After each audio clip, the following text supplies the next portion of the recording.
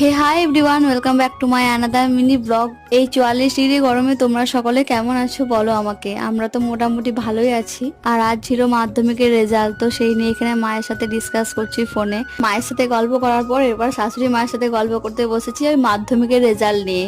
যেহেতু আজকে মাধ্যমিকের রেজাল্ট, তাই সারাদিন কিন্তু আজকে এই টপিকেই কথা চলবে।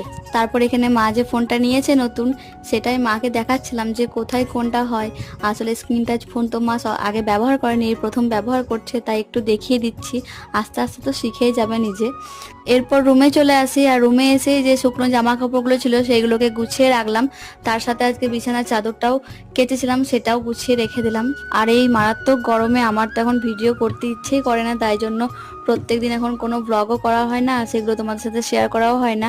তাই আজকে ছোট্ট করে একটা মিনি ব্লগ তোমাদের সাথে শেয়ার করলাম। তো চলো আজকের মধ্যে ভিডিওটি এইটুকুই, দেখা হচ্ছে অন্য কোনো মিনি ব্লগে। ততক্ষণ যেন সকলে ভালো থেকো। টাটা।